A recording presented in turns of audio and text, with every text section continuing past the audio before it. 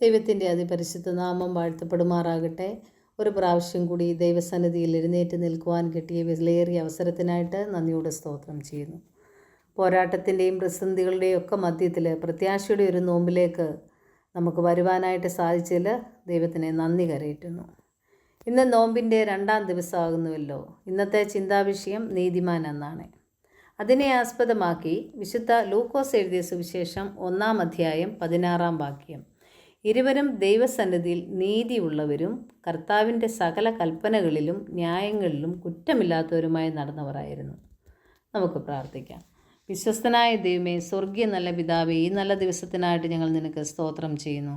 അപ്പോൾ അടിയൻ്റെ വായിലെ വാക്കുകളും ഹൃദയത്തിലെ ധ്യാനവും അങ്ങേക്ക് പ്രസാദമായിരിക്കണമേ എന്ന് പ്രാർത്ഥിക്കുന്നു. ആമീൻ. നമ്മൾ ഇന്ന് വായിച്ചു കേട്ട വേദഭാഗത്തിൽ നിന്ന് നോക്കുമ്പോൾ നമുക്ക് മനസ്സിലാക്കാൻ പറ്റുന്നത് അബിയാക്കൂറിൽ സെക്കറിയാവ് എന്ന ഒരു പുരോഹിതനുണ്ടായിരുന്നു. ഇന്ന് ദൈവത്തോട് നീതി പുലർത്തി ജീവിച്ചവനായിരുന്നു സെക്കറിയാവ്. ദൈവഹിതം അനുസരിച്ച് നടന്നവനായിരുന്നു. എന്നാൽ വിവാഹപ്രായം എത്തിയപ്പോൾ അഹ്റോൻ്റെ പുത്രിമാരിൽ ഒരാളെയാണ് സെക്കറിയാവ് വിവാഹം കഴിച്ചത്. അവൾക്ക് എലിസബത്ത് എന്ന പേര്. അങ്ങനെ അവർ സന്തോഷകരമായ ഒരു കുടുംബജീവിതം നയിച്ചു കൊണ്ടിരുന്നു. എന്നാൽ അവർക്കൊരു ദുഃഖമുണ്ടായിരുന്നു. അവർക്ക് മക്കളില്ലായിരുന്നു. അവർ നിരന്തരം പ്രാർത്ഥിച്ചു കൊണ്ടിരുന്നു. മടുത്തു പോകാതെ അവർ പ്രാർത്ഥിച്ചു കൊണ്ടിരുന്നു. അങ്ങനെ വർഷങ്ങളൊക്കെ കഴിഞ്ഞുപോയി. രണ്ടുപേർക്കും പ്രായമായി. ഇനി മക്കൾ ഉണ്ടാകാനുള്ള സാധ്യത ഇല്ല എന്നവർ തീർത്തും മനസ്സിലാക്കി. അങ്ങനെ അവർ ജീവിക്കുമ്പോൾ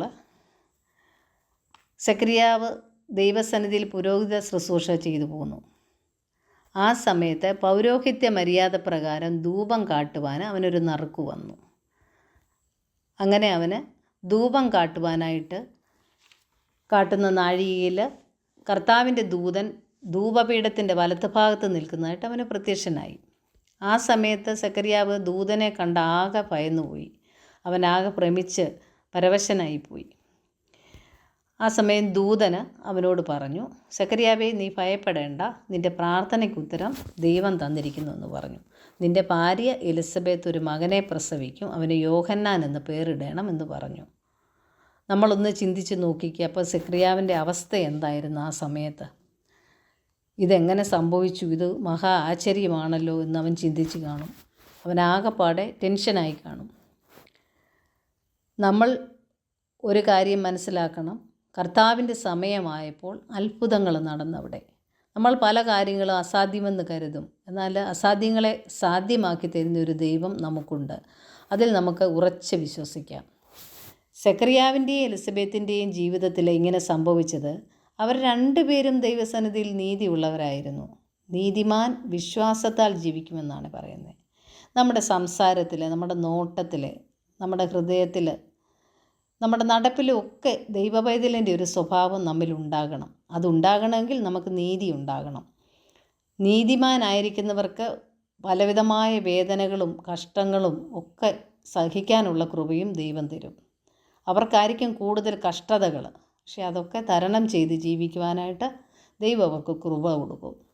നമ്മൾ നീതീകരണം പ്രാപിച്ചാൽ നമ്മുടെ അവസ്ഥയ്ക്ക് വലിയ മാറ്റം വരും. ക്രിസ്തുവിലൂടെയാണ് ഈ അനുഗ്രഹങ്ങളൊക്കെ നമുക്ക് ലഭിക്കുന്നത്. ക്രൂശിൽ കിടന്ന യേശു നമ്മുടെ പാവങ്ങൾ വഹിച്ച് നമുക്ക് വേണ്ടിയിട്ട് ക്രൂശിൽ കിടന്നുവെന്ന് നമ്മൾ പൂർണ്ണമായി അത് വിശ്വസിക്കണം.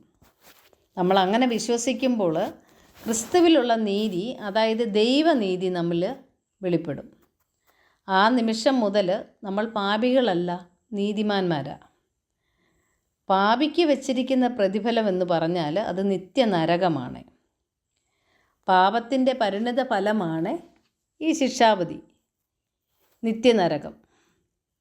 നമ്മൾ നീതിമാനായി വരുമ്പോഴോ നിത്യജീവനാണ്. അത് നിത്യ രക്ഷയാണ്. എന്ന് പറഞ്ഞാൽ ന്യായവിധിയിൽ നിന്നും നമ്മൾ രക്ഷപ്പെടും.